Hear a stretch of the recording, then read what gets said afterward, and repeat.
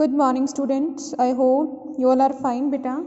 सो हम अपनी रीडिंग को कंटिन्यू करते हैं। We were on the chapter 15 lightning and earthquake some natural phenomena.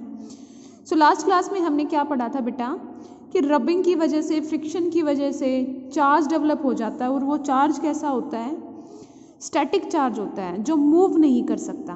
Then हमने टाइप्स ऑफ चार्जेस की बात की थी। There are two types of charges, positive और नेगेटिव चार्जेस।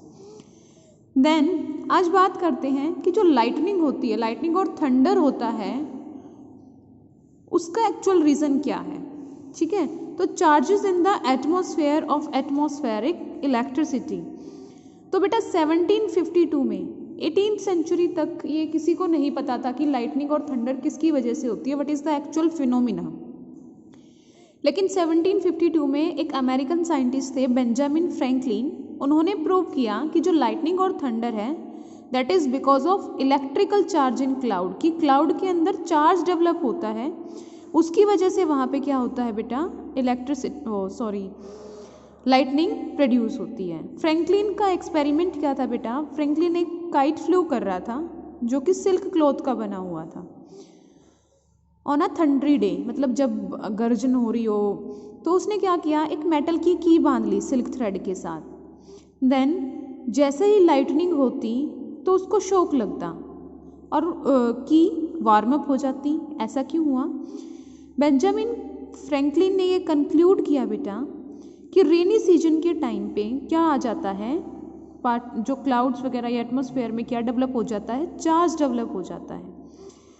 तो जैसे ही charge as the kite reach, जैसे ही काइट क्लाउड्स के पास जाता है, charge flow down through the wet thread of the metal key, कि जो वेट थ्रेड है, जो गीला थ्रेड है, उसके थ्रू मेटल की में क्या आ जाता है, चार्ज। और metal is good conductor of electricity. फिर वो चार्ज मेटल की के थ्रू उसकी बॉडी के पास आता है और देन अर्थ में ट्रांसफ़र होता है, और इसी वजह से बेंजामिन फ्रैंकलिन को क्या है, शॉक लगता है, इलेक्ट्रिक शॉक। तो यहाँ से बेंजामिन फ्रैंकलिन ने कंक्लूड किया था बेटा कि लाइटनिंग किसकी वजह से होती है, क्लाउड्स में एक चार्ज डेवलप होने की वजह से होती है। So lightning and thunder, huge masses of clouds get electrically charged due to rubbing of the cloud with the air, कि जो बादल होते हैं, क्लाउड्स होते हैं, एयर के साथ जैसे ही उनकी रबिंग होती है, फ्रिक्शन होता है बिटवीन देम, तो वहाँ पे क्या डेवलप हो जाता है बेटा, चार्ज डेवलप हो जाता है। And when the two clouds carrying opposite charge, means एक क्लाउड पे पॉजिटिव चार्ज है, दूसरे क्लाउड पे नेगेटिव चार्ज है, when they approach each other, जब एक दूसरे के पास आते हैं, तो a large quantity of electric charge flows rapidly from one cloud to the other through the air. तो चार्ज फ्लो करता है जो हमें स्पार्क के थ्रू दिखाई देता है, एज अ लाइटनिंग हमें शो होता है। तो such rapid flow of charge through the air, कि जब इतना फास्टली चार्ज एयर के थ्रू मूव कर रहा है, ऐसे चार्ज क्लाउड को हम क्या बोलते हैं बेटा, इलेक्ट्रिक डिस्चार्ज और लाइटनिंग। क्या बोलेंगे, इलेक्ट्रिक डिस्चार्ज और लाइटनिंग। और उसी की वजह से स्काई में इतना हीट और लाइट हमें दिखाई देता है। इतना हीट प्रोड्यूस होने की वजह से जो वहाँ पे एयर प्रेजेंट होती है वो भी गर्म हो जाती है बेटा, और वो एक्सपेंड करती है। एक्सपेंड मीन्स अपना साइज बढ़ाना, ज़्यादा एरिया में फैलना, और उस रैपिड एक्सपेंशन की वजह से एयर वहाँ पे डिस्टर्बेंस क्रिएट करती है और बहुत ही लाउड साउंड प्रोड्यूस होती है, जिसको क्या बोलते हैं, थंडर। तो an electric discharge can occur not only between two clouds, दो क्लाउड्स के बीच में नहीं, वो क्लाउड और अर्थ के बीच में भी हो सकता है। कोई भी चार्ज क्लाउड जब किसी बड़ी बिल्डिंग या पेड़ के पास से गुजरता है तो वो उस पर दूसरा अपोजिट चार्ज डेवलप करवाएगा बेटा। जैसे ही चार्ज डेवलप होगा तो इलेक्ट्रिक डिस्चार्ज हो जाएगा लाइटनिंग स्ट्राइक की वजह से। और यही रीज़न होता है कि हमें जब लाइटनिंग वगैरह हो तो हमें कभी भी बड़े बड़े ट्रीज़ के नीचे शेल्टर नहीं लेना चाहिए। ठीक है, नेक्स्ट है बेटा लाइटनिंग सेफ्टी, कि जब लाइटनिंग और थंडर स्टॉर्म आता है तो हमें कौन कौन से सजेशंस को फॉलो करना चाहिए, what should we do and what should we don't do. So on hearing a thunder rush to a safer place like low rise house, मतलब जो ज़्यादा ऊंची बिल्डिंग नहीं होती है वहाँ पे शेल्टर लो। अगर कार बस से ट्रैवल कर रहे हो तो यू आर सेफर इनसाइड, कोई ज़रूरत नहीं है आपको कि बाहर निकल के आ जाओ, सिर्फ विंडोज़ और डोर्स को जो व्हीकल्स के उनको बंद करके रखो। देन अगर आप घर के बाहर हो तो आपको क्या करना चाहिए और क्या नहीं करना चाहिए। कभी भी अम्ब्रेला कैरी मत करो अपने हेड के ऊपर अगर वो मेटल का बना हुआ है, it will provide you a shock. Do not stand near tall trees, high rise building, electric pole and any metallic structure. Do not lie on the ground, ground पे लेटना नहीं होता। अगर आप ऐसी जगह पे फंसे हुए हो तो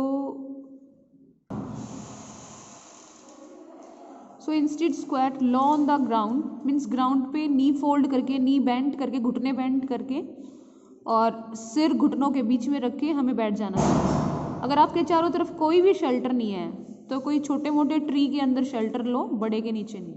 अगर आप घर के अंदर हो, इनसाइड द हाउस, तो टीवी सेट्स, कंप्यूटर्स को अनप्लग कर दो और वायर वाला फ़ोन मत यूज़ करो। Next, do not take bath during the thunderstorm, क्योंकि अगर आप बाथिंग करोगे तो उस टाइम पे हो सकता है टैप्स वगैरह में करंट आ जाए।